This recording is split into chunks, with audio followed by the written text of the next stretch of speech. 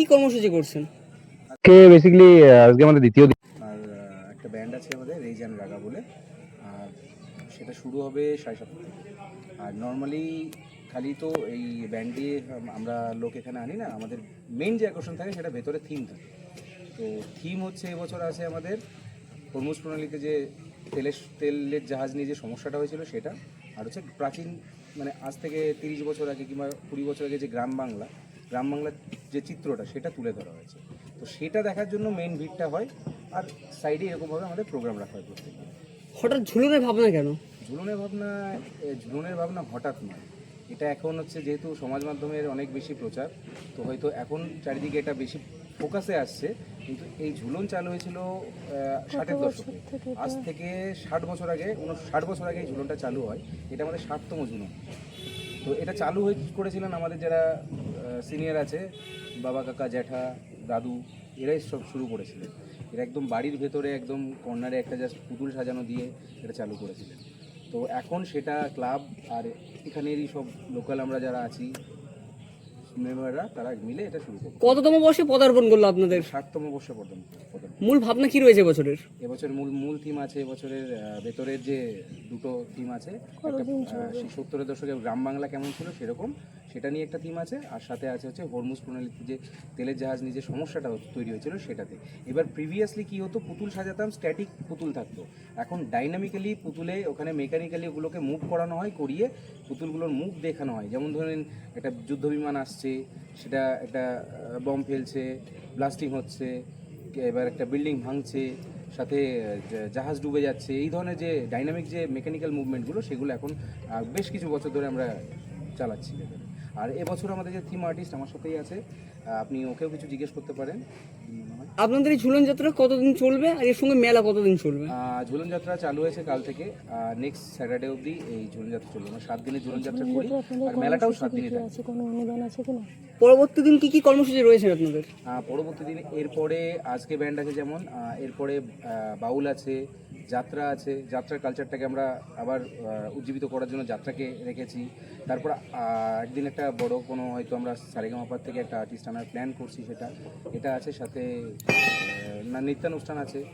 আপনাদের কোনো সংস্থাতে কি অনুদান রয়েছে নাকি? না, সংস্থার অনুদান থাকে না, আমরা স্পন্সরশিপ লোকাল যে মানুষ আছে, আমাদের গ্রামের মানুষ আছে, এই আশেপাশে যে গ্রামের মানুষ আছে তাদের কাছ থেকে আমরা এখন সেই চাঁদার উপর ভরসা করেই আমরা মেলা করে থাকি। দর্শনার্থীদের ভিড় কেমন দেখছেন? দর্শনার্থীদের ভিড় প্রথম দিনে মানে আমাদের যে আকাঙ্ক্ষা থাকে সেই আকাঙ্ক্ষা পূর্ণ হয়েছে। কাল প্রচুর লোক হয়েছিল। আশা করছি 6 দিন আমরা সময় পাবো না রাত্রিবেলায় কী করে ভিড় ঠেকাবো। আপনাদের উদ্বোধনী অতিথি হিসেবে কারা উপস্থিত ছিলেন? উদ্বোধনী অতিথি হিসেবে আমাদের এখানে আমাদের গ্রামের গর্ব, যিনি চন্দ্রযানের সাথে যুক্ত ছিলেন, চন্দ্রযান এবং আদিত্য এলন নিয়ে যুক্ত ছিলেন, বরুণ বিশ্বাস ছিলেন। আর আমাদের এখানে সমাজসেবী শ্যামাপ্রসাদ বিশ্বাস থেকে শুরু করে দীপক বিশ্বাস, এখানকার স্কুলের যে যারা প্রধান শিক্ষক অনুপম সিনহা রয়, ঝুলনযাত্রা উপলক্ষে কোনো রকমের দুস্থ মানুষদের কোনো রকম সাহায্য করে কিনা? ঝুলন যাত্রার মধ্যে কি কোনো দুস্থ মানুষদের মধ্যে কোনো সাহায্য হ্যাঁ, একদমই। আমরা গত বছর প্রত্যেক বছর করে থাকি। গত বছর এবছর আমরা একজন এই কারেন্ট ইয়ারে আমাদের যে অভিভাবক ছিলেন, আমাদের সবার প্রিয় রাজা কাকা রাজীব বিশ্বাসকে হারিয়েছি। তার উদ্দেশ্যে কালকে আমরা বস্ত্রদান শুরু করেছি, বস্ত্রদান চলছে। কালকে যারা এসেছিলেন তাদেরকে দেওয়া হয়েছে। এখন থ্রু আউট মেলা যতদিন চলবে, যতদিন আসবে আগামী বছরের ভাবনা কি এবছর থেকে আবার শুরু হবে? আমরা আগামী বছরের ভাবনাটা এবছর থেকে শুরু হবে। থিমের ব্যাপারে আমরা এটা একটু টাইম নিই, কারণ কারেন্ট ইভেন্টের উপরে আমরা থিম করি। যেমন এবার হরমুজ প্রণালীর একটা কারেন্ট ইভেন্ট আছে, ওটা করেছি। তো এই বছর আমরা এরকম যদি আবার কোনো আন্তর্জাতিক কোনো ঘটনা কিংবা কোনো প্রাকৃতিক দুর্যোগ কিছু হয়, সেটার উপর আবার আপনারা যে এই থিমটা করলেন, কী চিন্তা ভাবনা দিয়ে? আপনাদের থিমটার চিন্তাভাবনা কি রয়েছে, বা কী চিন্তাভাবনা নিয়ে করেছেন এই থিমটা? চিন্তাভাবনা নিয়ে করেছি যে একটা কারেন্ট যে ঘটনা, একদম যে কারেন্ট যে ঘটনা থাকে তার উপরে আমাদের মেন থিম থাকে। তারপরে আরেকটা যেটা ব্যাপার, যেটা হচ্ছে গ্রাম বাংলাকে ফুটিয়ে তোলার একটাই কারণ, এখন ঘরে ঘরে ফোন, বাচ্চাদের হাতে ফোন। তো গ্রাম বাংলায় কীভাবে মাটির পাত্র তৈরি হচ্ছে কুমোরের বাড়িতে, কিংবা কীভাবে কামার সেলাই কাজ হয়, কীভাবে ঢেকিতে ধান ভাঙা হয়, এগুলো মেকানিক্যালি দেখানো হচ্ছে, যাতে এখনকার বাচ্চারা কীভাবে এই কাজগুলো হয় সেটা নিজেদের চোখের সামনে দেখতে পায়। এই ঝুলন যাত্রার মধ্যে দিয়ে মানুষকে কি বার্তা দেবেন? আর ঝুলন যাত্রার মধ্যে দিয়ে বার্তা দেবো একটাই, যে এটা ধর্মীয় অনুষ্ঠান একটা, আমাদের রাধাকৃষ্ণের মেলা, কিন্তু এখানে সমস্ত ধর্মের সবাই এখানে আসে, আশেপাশে যত লোক আছে এখানে আসে। তো এটা একটা মিলন ক্ষেত্র।